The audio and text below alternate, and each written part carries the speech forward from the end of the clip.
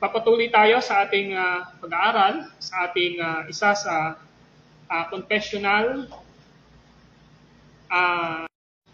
ating paksa sa mga the sacraments o ang mga yung pananampalataya na meron ang isang Kristiyano ngayon o sa mga maliligtas pa na pinili ng ating Panginoong Diyos.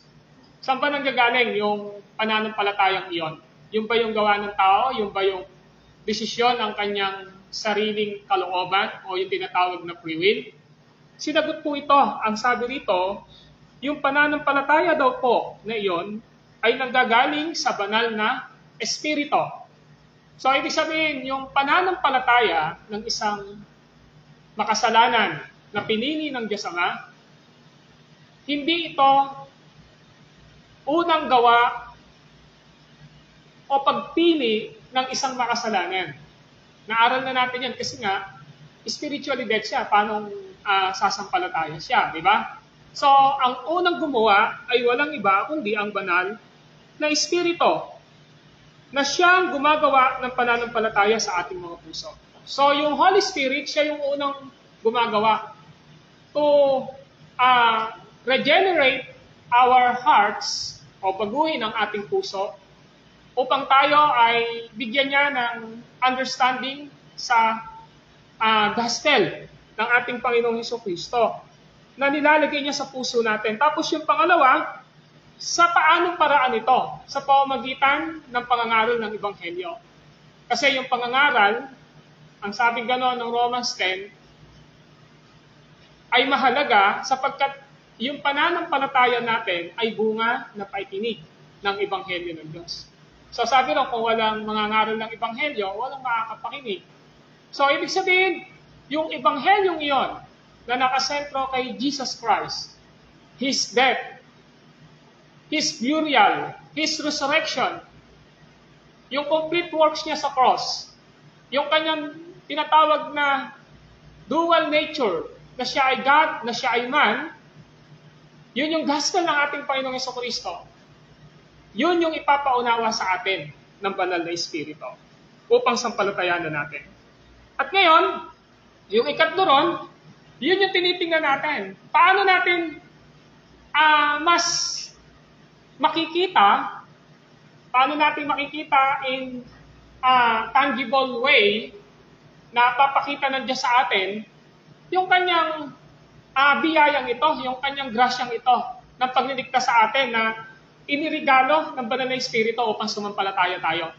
Yun po yung pinag-aralan din natin noong last Sunday. Ang sabi ron, at pinagtibay ito sa pamamagitan ng paggamit ng mga sakramento.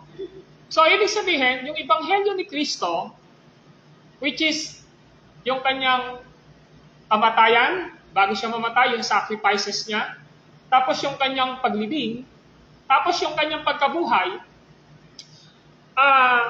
merong binigay ang ating Panginoong Hesukristo para makita talaga natin, kahit na natapos na yung kanyang kamatayan, paglibing at pagkabuhay, makikita pa rin natin yung essence ng kanyang kamatayan, pagkalibing at pagkabuhay. At yun ay walang iba, kundi sa pamamagitan ng mga sakramento, paggamit ng sakramento. Kaya yung sacrament, pinagtitibay.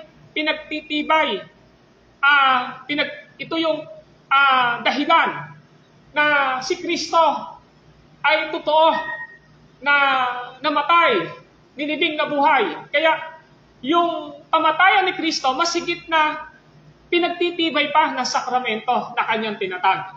At ano ba yung sakramentong iyon? Well, nakita natin, ito yung sakramento baptism at saka sacrament of the Lord's Supper o yung communion.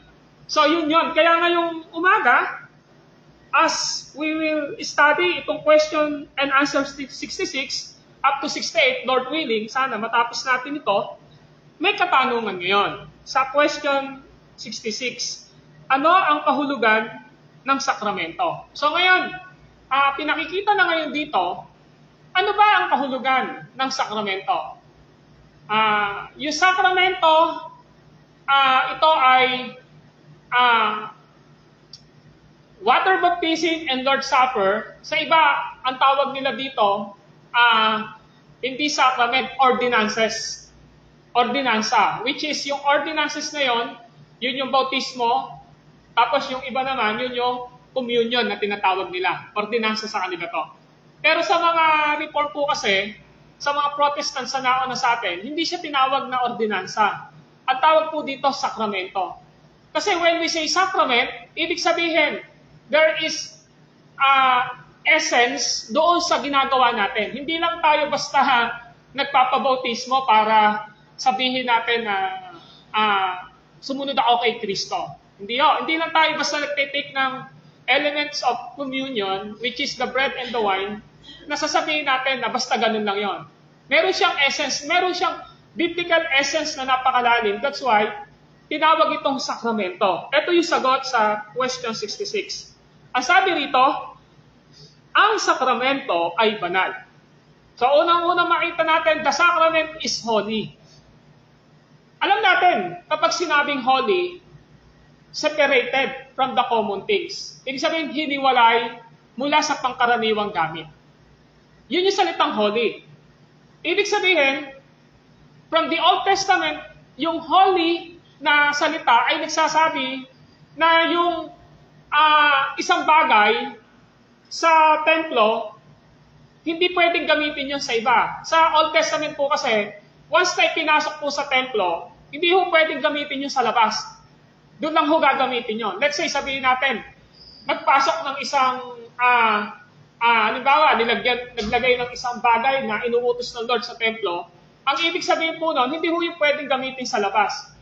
Kasi nakatalaga. Ang ibig sabihin po ng salitang banal, ang ibig sabihin ng salitang holy, nakatalaga sa Panginoong Diyos. So, ibig sabihin kung nakatalaga sa Panginoong Diyos, hindi siya pwedeng gamitin sa ibang bagay. Halimbawa, dito sa church natin, if we are dedicated sa Panginoong Diyos, yung mga bagay na nandito, para sa Panginoon lang ito, we will not use these things para sa pangtakbo ng sanlibutan. Kaya yung when we dedicated, halimbawa, yung mga bagay na nandito sa church natin, ibig sabihin po nun, sa Panginoon yun. Gagamitin lang kay Lord yun, hindi natin ito pwedeng gamitin sa takbo ng sanlibutan. Yun yung ibig sabihin ng salitang banal. Ang ibig sabihin ng salitang banal, nakahiwalay. So, the sacrament is holy. Ang sabi rito, nakikitang tanda at pagpapatunay na itinalaga ng Diyos sa ganitong layunin. So, gusto muna natin makita, ang sakramento ay banal, hiniwalay, para sa Panginoon. Pangalawa, ito ay tanda. Pag sinabi natin tanda, sign o sealed. Sealed siya. Tingnan nyo yung mga sasakyan nyo, may sealed po yung chassis at saka yung engine. Tama? Para yon sa may iisang pangalan lang. Hindi pwedeng dalawa yung pangalan na nakalagay, di ba? Unless na conjugal, di ba? Pero isa lang, may pangalan talaga. Nag-identify yung tanda na yon kung sino ang nagmamay-ari. So, tanda siya. Ano pa ang sabi rito? Itinalaga ng Diyos. So, itinalaga ng Diyos. Ang Diyos ang nagtalaga. So, ibig sabihin ang sakramento ay banal. Ang sakramento ay tanda. Ang sakramento ay itinalaga ng Diyos. Hindi itinalaga ni pastor, hindi itinalaga ng tao. This is that the human manufacture. Yung bautismo at saka yung the Lord's Supper. Paano ito? May layunin po kasi siya. Ano ba yung layunin nitong sakramento ng bautismo at saka ng Lord's Supper? Ang layunin niya na sa pamamagitan ng paggamit nito. Paano gagamitin? Alam natin to sa bautismo, may tubig tayong ginagamit. Sa Lord's Supper, may bread and wine or grape juice na ginagamit. Iyon ang ibig sabihin. Na sa pamamagitan ng paggamit nito, ay mas ganap na maipahayag niya o maipahayag ng Diyos at mapagtibay sa atin ang pangako ng ibang helyo. So yun pala, ang tinuturo pala ng bautismo sa tubig at ng Lord's Supper at ng communion ay walang iba kundi ang ibanghelyo ni Kristo. Na ibig sabihin, mga kapatid, ito ay nagpapahayag, ipinapahayag ng bautismo, ipinapahayag ng Lord's Supper, at pinagtitibay yung promise ng ating Panginoong Diyos. So kaya kapag ang isang tao, naintindihan niya ano ba yung baptism na ginawa sa kanya, mas lalong naipapahayag sa kanya ang Ebanghelyo. Mas lalong napapagtibay ang Ebanghelyo sa taong iyon. Pagpapatuloy, alalaong bagay, ito ang malaya niya o malaya ng Diyos na pagkakaloob ng kapatawaran ng kasalanan at buhay na walang hanggan, bunsod lamang ng misang pagpapasakit ni Kristo sa krus. So yung po pala na bautismo, yung po pala na Lord's Supper, ay tumutukoy ito dun sa ginawa ni Jesus, dun sa ginawa ni Kristo sa krus. Malinaw po dapat sa atin yan na pinapakita doon na yung ginawa ni Kristo sa krus, na kanyang kamatayan, na kanyang pagkalibing, ng kanyang pagkabuhay, yun ang nagpapatawad ng ating mga kasalanan. Yun ang nagbibigay ng buhay na walang hanggan. So the essence of the sacrament is all about to what Jesus has done for us. Saan? Doon sa krus ng Kalbaryo. Kaya pinagtitibay po yan. Kaya ibig sabihin, kapag ang isang tao ay nagpabautismo sa tubig, which is sa ating mga reform na mananampalataya, sa ating pong confession, kasama rito ang mga anak ng mananampalataya na binibigyan ng tanda ng tipan sa pamamagitan ng bautismo ng tubig. Kahit sa adult, ganun din tayo. And even to our Lord's Supper. Ito yung nagpapakita sa atin na every time na nakikita natin yon, every time na ginagawa ang mga sakramentong ito, malaya ng Diyos na pinagkakaloob. Pinapakita niya sa atin kung paano niya tayo pinatawad sa ating kasalanan. Kung paano niya tayo binigyan ng buhay na walang hanggan. Kaya, yun ang ibig sabihin ng sakramento ng bautismo at ng banal na hapunan. Alam nyo, kung bibigyan natin to ng maraming passage, ang dami ho ritong footnotes. Una, itong mga binanggit ko pong ito, this is not a human manufacture. This is a biblical teaching coming from Genesis chapter 17 verse 11.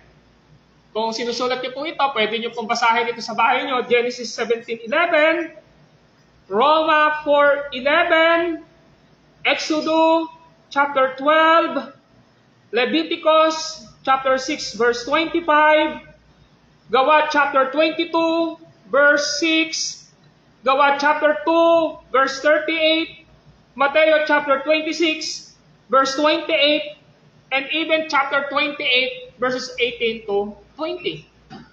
So yun po ang ibig sabihin kung bakit. Kaya every time na maaalala mo o naintindihan mo ba kung paano ka nag-undergo ng water baptism? Do you understand bakit ka binautismohan? Dapat malinaw sa atin yun. Bakit ka nagtitake ngayon ng communion sa o Lord's Supper every first Sunday, katulad sa susunod na Sunday? Kasi yun ay pinakikita, hiniwalay ng Diyos yun, banal po yun.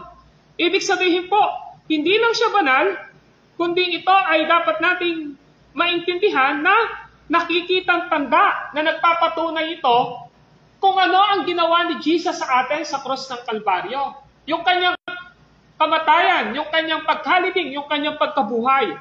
At kapag naiintindihan natin ito, doon lang talaga natin iaasa ang ating mga sarili. Saan?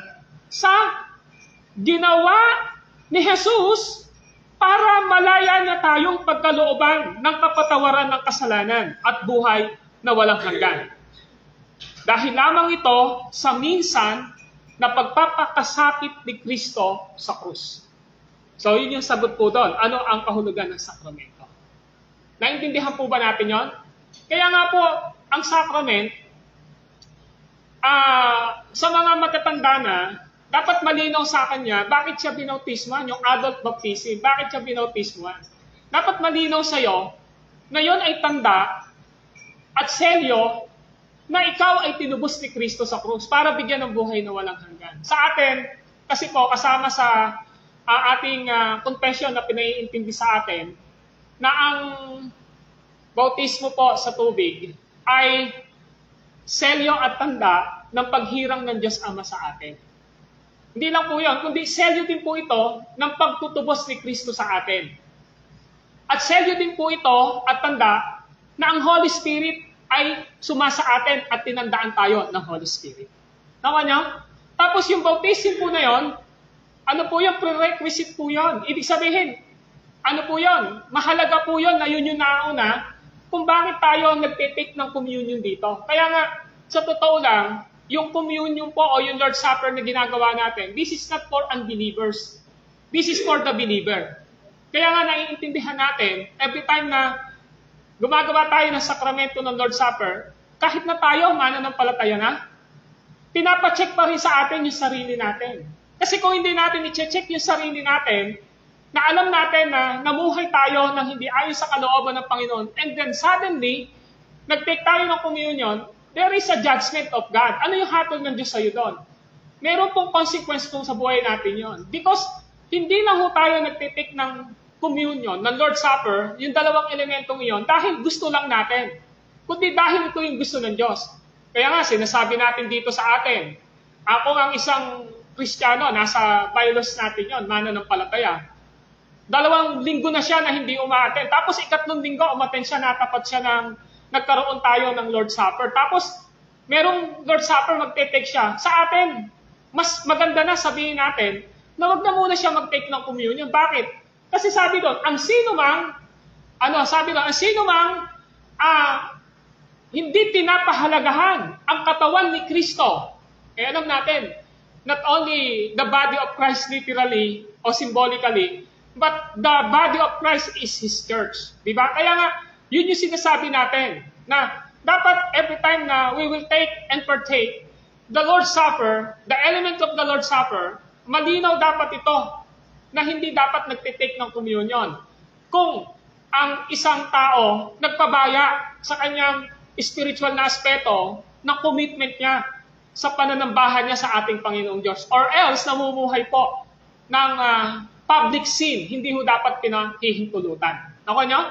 Bakit po? Kasi po hindi ho siya basta nandyan lang yon. Hindi ho basta nandyan lang yon. Kundi ito ay isang tanda at pagpapakita ng kahalagahan. Ito ay banal. Yung Lord's Supper, ito ho ay banal. Ito ho ay nakikitang tanda. Ito ay pagpapatunay. Ito ay tinalaga ng Diyos. So, dapat maintindihan po natin yon. Okay? Later on, pag-aaralan natin dito sa ating Sacrament of the Lord's Supper, bakit mahalaga na maintindihan natin yung pang ibang bagay, bakit ginagawa natin ito. Pero for the meantime, this is the glimpse o pagpapakita muna ng konti doon sa Lord's Supper. So, sa question and answer 67, ganito po ang sabi ng katanungan. Ang salita at mga sakramento ba, which is yung salita po rito, Word of God, tapos yung sakramento. So, meaning, yung Word of God ba, at saka yung sakramento ng bautismo, o yung sakramento ng Lord's Supper, ay pareho bang itinalaga ng Diyos para sa layuning akayin ang ating pananampalataya sa pagpapasakit ni Kristo sa krus na tanging batayan ng ating kaligtasan? So, eto muna. So, ang tinutukoy ngayon naman dito sa tanong, yung bang salita, which is the Word of God, the Gospel, at saka po ba yung sakramento, pareha po ba itong itinalaga ng Diyos? Ang sagot natin ay oo. Kasi ang nagtatag ng sakramento ng banal na hapunan at ng bautismo, walang iba kundi ang ating Panginoong Jesucristo. Nawa nyo? And it was practiced from the Old Testament. Makapakikita natin yan later on. Bakit daw po? Kasi ito yung umaakay sa atin sa pananampalataya na nakikita natin doon sa pagpapakasakit ni Jesucristo sa krus na tanging batayan lamang ng ating kaligtasan. So, ibig sabihin, yung bautismo, inaakay nito tayo upang wala tayong ibang kilalanin na nagligtas sa atin kundi si Kristo. Kapag every time sa Lord's Supper, nakikita natin yung elements of the Lord's Supper, nakikita natin yan, ang ibig sabihin po niyan, inaakay tayo na muling paalalahanan tayo na si Kristo minsan nagpakasakit sa cross para sa ating kaligtasan. And this is the answer of question 67. Now listen carefully. Tunay nga. So ang salita at ang sakramento ay pareho pong itinalaga ng Diyos. Tunay nga. Sapagkat itinuturo sa atin ng banal na Espiritu sa Ebanghelyo. So, yung banal na Espiritu, gumagawa siya sa ating isip, sa ating kalooban spiritually, kapag tayo ay umintindi sa panahon na tayo ay binautismuhan. Yung isang mananampalatayang totoo. Pero sa Lord's Supper, paulit-ulit ang bautismo po, once and for all lang Tama po ba? Hindi siya paulit-ulit. Pero yung the Lord's Supper o yung communion, paulit-ulit po ito. Tama po ba? Sa atin, every first Sunday of the month, paulit-ulit natin itong ginagawa. Meaning we have 12 times to celebrate and remember the Lord's Supper o ng paghihirap at kamatayan ng ating Panginoong Diyos. So ang ibig sabihin po pala nun, kapag ang salita ng Diyos ay pinapahayag ng ministro ng Ebanghelyo o ng nagpipreside na pastor sa mga sakramentong ito, ang sabi, ang banal na Espiritu, tinuturo niya tayo. Saan? Doon sa Ebanghelyo ni Kristo. Doon sa ginawa ni Kristo sa krus. Doon niya tayo itinuturo. Amen? Kaya every time, sa context natin, na laging inuulit, yung practice natin, na ito naman yung sinabi, doon sa Lord's Supper, we always remember in our heart and mind na ang sakramento ng banal na hapunan ay gumagawa ang banal na Espiritu dito upang dalahin niya tayo saan? Sa ginawa ni Kristo sa krus. Sa ginawa ni Kristo sa krus. So yun yung sagot doon. Tunay nga sapagkat itinuro sa atin ng banal na Espiritu sa Ebanghelyo. Ito yung kasunod. At tinitiyak ng banal na Espiritu sa pamamagitan ng mga sakramento na ang kabuuan ng ating kaligtasan ay nakabatay lamang sa nag-iisang pagpapasakit ni Kristo sa krus na inihandog niya para sa atin. So, we should check our heart. Nung ba tayo ay binautismuhan, naintindihan mo ba talaga ba't ka binautismuhan? Para po ito sa mga na nabautismuhan na nandito. Naintindihan mo ba talaga? Bakit ka binautismuhan? Bukso lang ba yon ng damdamin mo? O nahikayat ka lang ng mga taong nakapaligid sa'yo? O naintindihan mo with clear and accurate knowledge sa sarili mo na bakit ako nagpapabautismo? Ano ba talaga ito? Ano ba talaga ang essence? Ano ba talaga ang biblical essence ng bautismo? Ano ba yung tubig na yan? Naintindihan po ba natin yon? Tandaan natin. Nag-aral na tayo ng maraming panahon. The water is the symbol of the blood of Christ. Ibig sabihin, ang tubig ay simbolo ng dugo ni Kristo. This is not a literal blood. Yung tubig na yon dahil sa swimming pool lang po yan, di ba? Dito naman sa mga infant natin o sa mga child na binabautismohan. binubuhos po yon. Galing yun sa gripo. Ano ba yung essence ng tubig na yan? Well, hindi ho yung tubig yung mahalaga ron.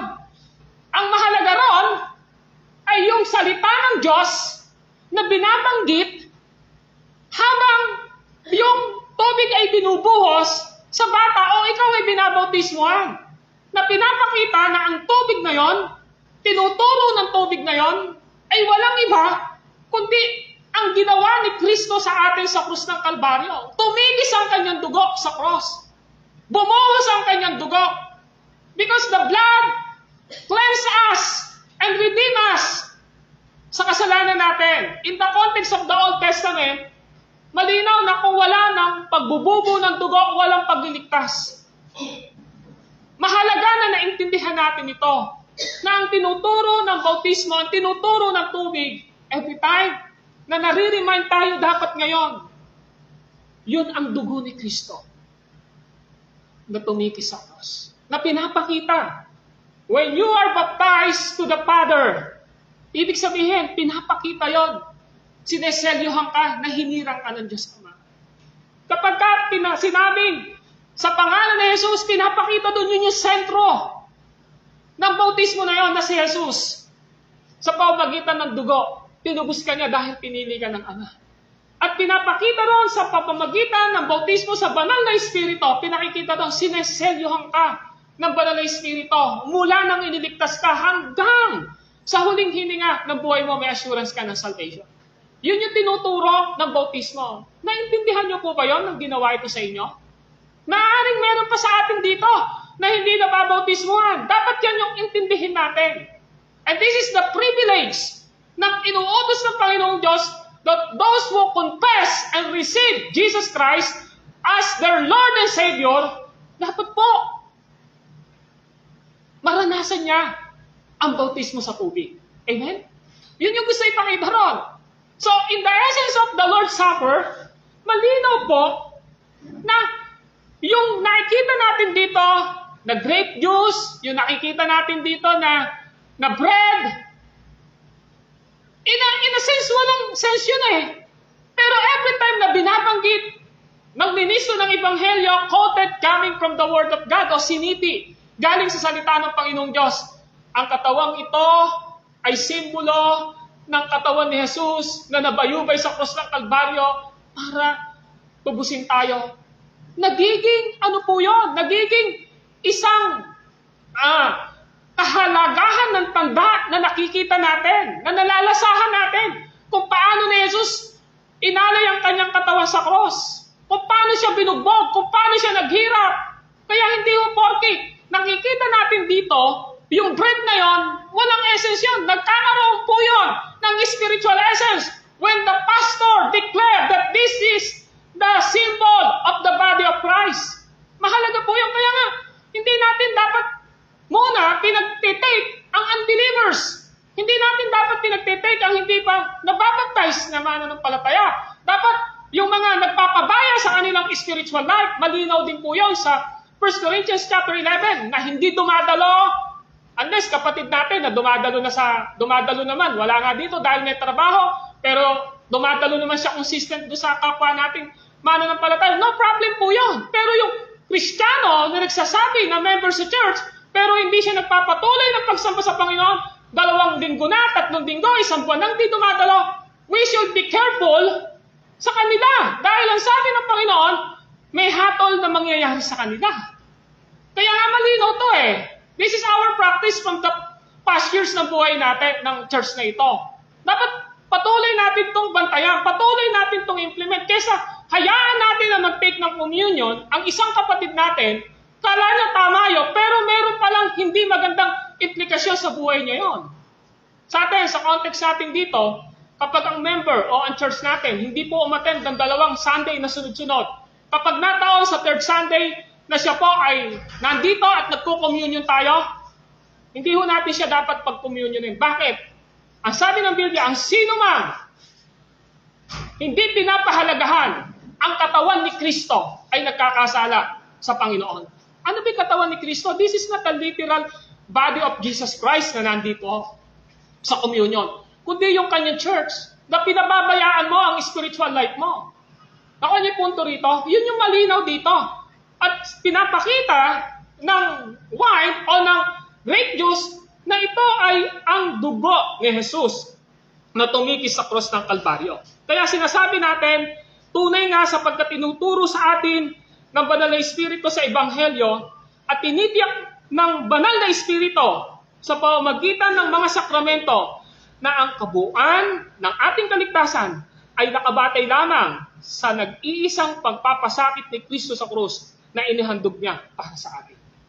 Mahalaga po yun. Kaya, sabi ko nga po sa inyo, nung Reformation, kapag ka merong under discipline sa loob ng church, hindi ko sila pinagtitake ng communion. Hindi para bawalan lang sila, kundi dahil meron pong warning ang Biblia. Awa nyo? Yung po yun. Kaya nga nung time na nag-aaway sila eh. Pagka sinasabing hindi ka pwede mag-take ng communion, nakikipag-away yung mga member doon sa pastor. Bakit po? Kasi sa kanila naiintindihan nila yon. Once a month, gagawin mo yon. Pag pinapakita yon, ibig sabihin, yung salvation na ginawa ni Kristo sa iyo, pinapakita sa pamamagitan ng dalawang elemento na nakikita mo, nalalasahan mo through the Word of God. Itong bread, itong wine na ito na pinapakita. Ibig sabihin, kapag ang isang tao, hindi siya nakapag-take ng communion sa araw ng Sunday, meron na po yung isang implikasyon. The application of salvation sa buhay ng tao ngayon, hindi niya pinapamuhay. Yun po yun. Di ba nakakahiya yun? Isipin mo, nasa loob ka ng isang kongregasyon, nagtitake ng communion o ng Lord's Supper, yung lahat ng nandun, pero ikaw, bakit hindi ka nagtitake? Dahil alam mo sa sarili mo na nagpabaya ka sa Panginoon. Tama? Dahil alam mo sa sarili mo na ikaw ay merong public sin na ginagawa. That's why we should be careful, mga kapatid. This coming Sunday, we have communion. I just want to remind every one of us, sa ating lahat na ito, na pinapakita na hindi porke sinabi ko, halimbawa, si Pedro, at sasabihin ko, Peter, huwag ka muna mag-take ng communion. Bakit? Kasi pinabayaan mo. Ang commitment mo sa katawan ng Panginoon, hindi ka sumamba ng isang buwan. Hindi dahil ayaw kita, kundi may warning ang Diyos sa atin dito. Kapatid, hindi ka pwede mag-take ng communion. Bakit? Kasi ito yung sin, public sin, nakikita ng mga tao. Hindi yung pagsusurpress sa kanila yun. Kundi ito ay pagpapakita sa atin na tayo ay sinasabing mamuhay according to the Word of God. So yun po yun. Answer question 68. Ulitin ko. Ilang ba ang sakramentong itinatag ni Kristo sa bagong tipan? Ang sagot, 2. Alalaang bagay, ito'y ang banal na bautismo at banal na hapunan. Tingnan niyo po ang 1 Corinthians chapter 2, verse 4. Marami pong reference ito, pero binubuod ko lang po. Kasi later on, sa mga nakaraan, pag-aralan natin ito sa Belgic Confession eh. Pero just to remind again, sa atin, ang sabi po rito, sa 1 Corinthians chapter 10. 1 Corinthians chapter 10, verse 2 to 4. Now listen carefully in chapter 10, verse 2 to 4. Sabi po rito, sa gayon, nabautismuhan silang lahat sa ulap at sa dagat bilang tagasunod ni Moises. Verse 3. Kumain silang lahat ng iisang pagkain espiritual. Alam niyo po ba kung ano to? This is a reference from the Old Testament. Ito yung naglalakbay yung Israelita na ang sabi sa gayon, nabautismuhan silang lahat sa ulap at sa dagat bilang tagasunod ni Moises. Ano yung nangyari dito? Di ba yung Israelite, nang sila po ay naglalakbay, ang Panginoon, para maproteksyonan sila, laging yung ulap, binabantayan sila para hindi sila, mamatay sa init. In that sense, pag-aaralan natin yan, that is baptism. Tapos dumaan sila sa dagat. Naalala nyo? Nung dumaan sila sa pulang dagat, pero hindi sila nalunod. Nako nyo? Ito ay typology na yung dagat na dinaanan nila na yun, pinatuyo ng Panginoong Diyos.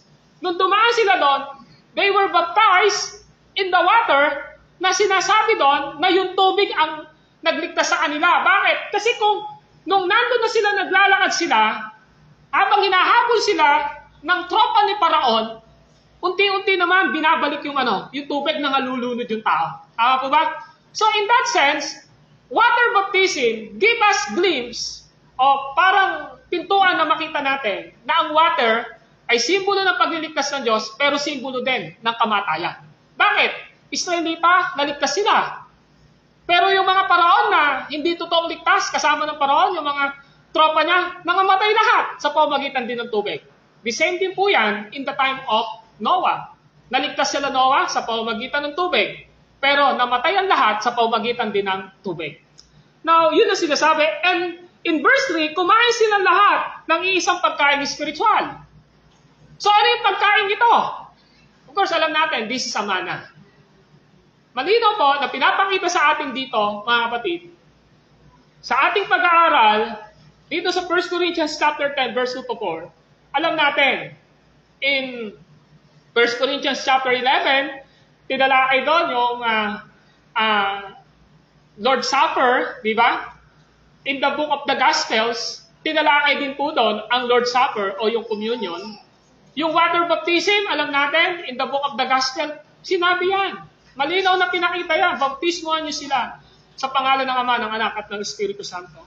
So mga kapatid, once again, this is our study this morning from the book of the Heidelberg Catechism. Biblically speaking, this is the sacrament.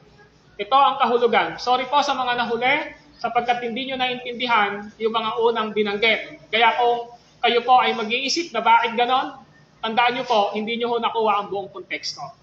Kumbaga sa nanood kayo ng pelikula, kinuha nyo lang yung mga 3 minutes o 10 minutes na lamang ng pelikula.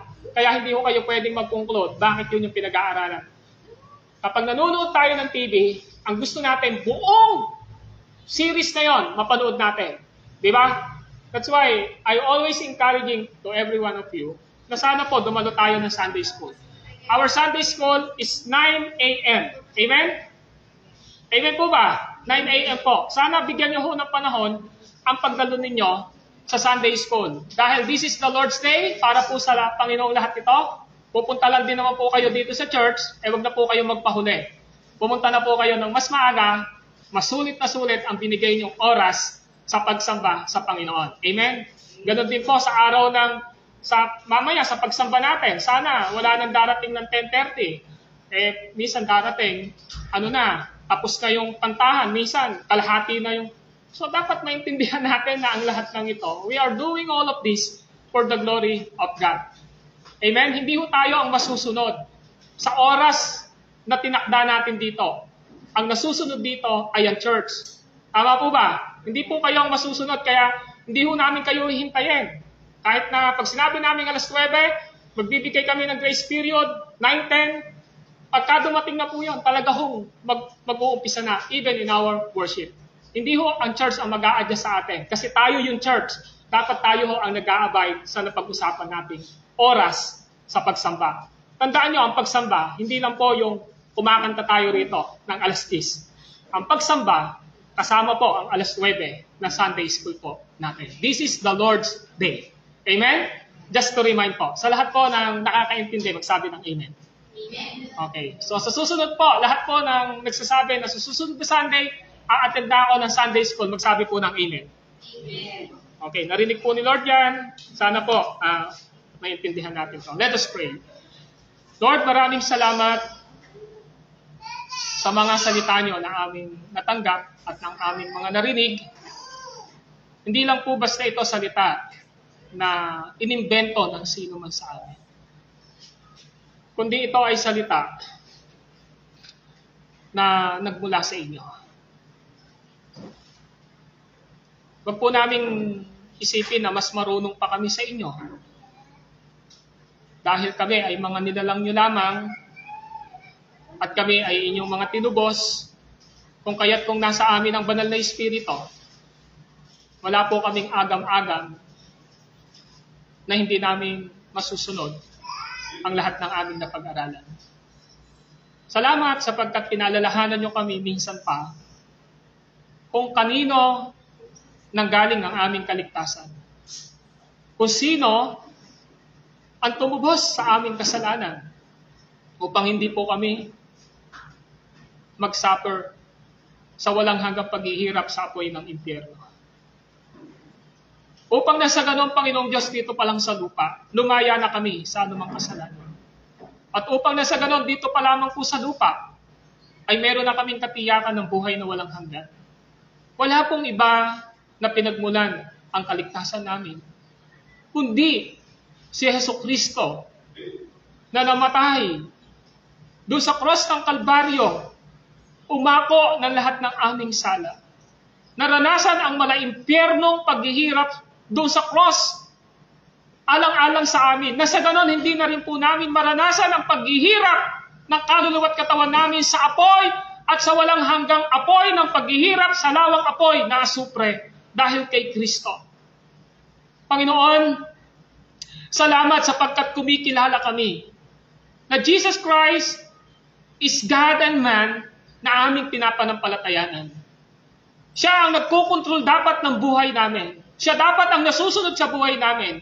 At siya dapat, Panginoon, ang siyang nagmamanyobra ng buhay namin through His Holy Spirit na nasa aming mga buhay, na nasa aming mga katawan.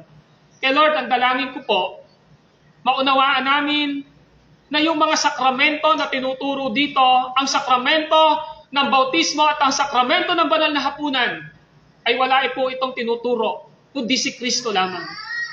Ang kanyang katawan na nabayubay sa cross. Ang kanyang dugo na tumiki sa cross para akuin, para tubusin, para linisin kami sa aming mga sala.